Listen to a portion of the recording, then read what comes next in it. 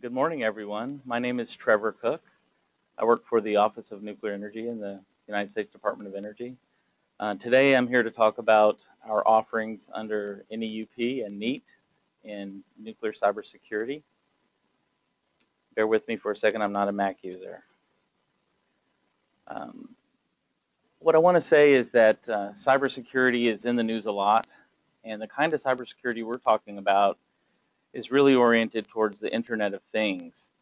It's the cybersecurity of devices that are controllable, programmable, and that are everywhere in our daily lives. Our particular focus is on nuclear technologies, on the fuel cycle, the fuel fabrication facilities for reactor systems, for academic research reactors, for research reactors at the national laboratories, and for power reactors, both those in operation today and those that will be built in the future. We know that the threat is real, and so last year we began to invest in nuclear cybersecurity through this very medium, through awards made under NEUP and NEET. The NRC recognized, to their great credit, shortly after 9/11, the threat to the possible threat, I should say, to nuclear power installations, and they promulgated a series of regulations, some of which I jotted down in these slides. I'm not going to go through them other than to say that they are, for the most part, based on NIST-derived ideas for how to control cybersecurity and the Internet of Things. The bottom line out of all these regulations is that there is a process for meeting them, and that process is shown on this slide. Essentially, what you have to do is develop a team, build a team of people that know your plant, that know the threats, that know operations, hardware, and some cybersecurity experts. And then this team goes through and identifies all of the critical digital assets in your plant, whether it's a whatever kind of plant it is, nuclear power plant or a research reactor. Once that team has identified what those critical digital assets are, then you assess their vulnerabilities and you create a plan for addressing those vulnerabilities, for mitigating them, remediating them. And then you enter into a program then that has some aspects of periodic inspections to make sure that nothing's going wrong, nothing's been changed, and that you're up to date. And where we are in this process is all the operating nuclear plants in this country have gone through and identified their critical digital assets and are in the process of being inspected on that. They've also developed mitigation plans. I don't believe any plants have gone through the full inspection and sign off on the complete package of protections and their process yet, but that is coming soon.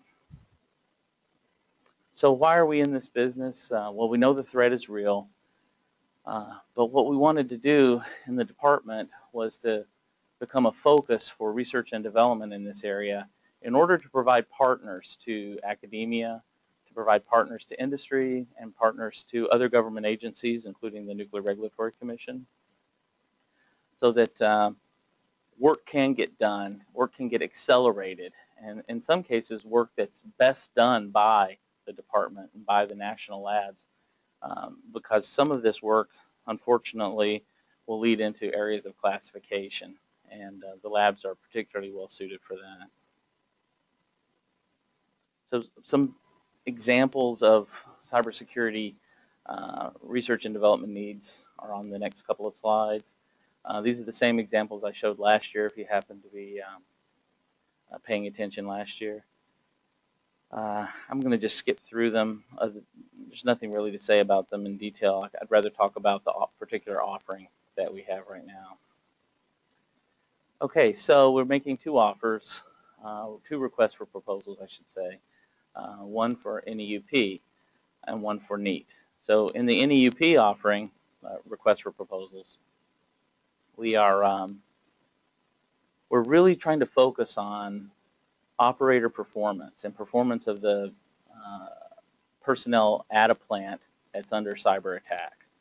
So we think that there's really a lot of room for research in this area, and that we believe that universities are well positioned to do this research. I don't believe that this research will result. I don't think it's likely this research will result in any sort of classified material. But what I do believe is that there's a lot of opportunity here to try to distinguish between a cyber event and a normal plant failure, and what the implications of that are for operators and operator actions and for other plant personnel actions. I just think there's a lot of opportunity here. So I jotted down a few thoughts. These aren't contained in the statement of the scope, but you can read that statement of scope and interpret it a lot of ways. This is just a few thoughts I had about how some of the areas that might be ripe for research at the universities. So the NEET scope is different. It's more targeted. It's focused really on two of what are almost universally identified as the principal vulnerabilities for nuclear power plants, which are the insider threat and supply chain vulnerabilities.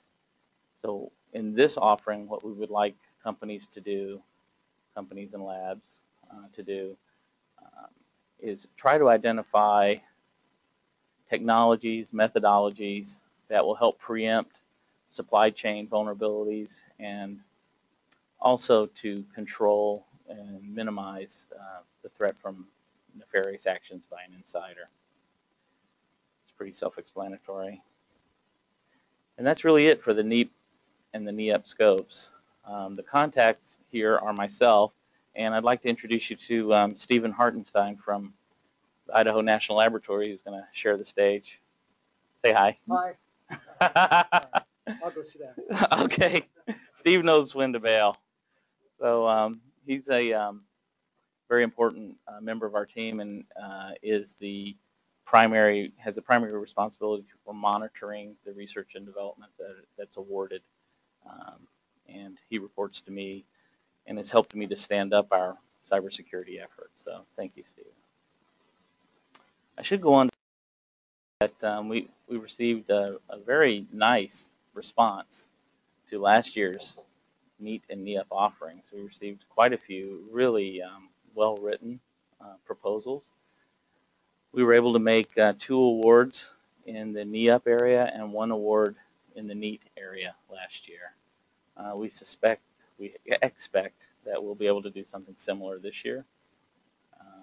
So we definitely encourage people to look at their capabilities and to respond to this if this is in an area where they have interest, which presumably it would be if you're watching this.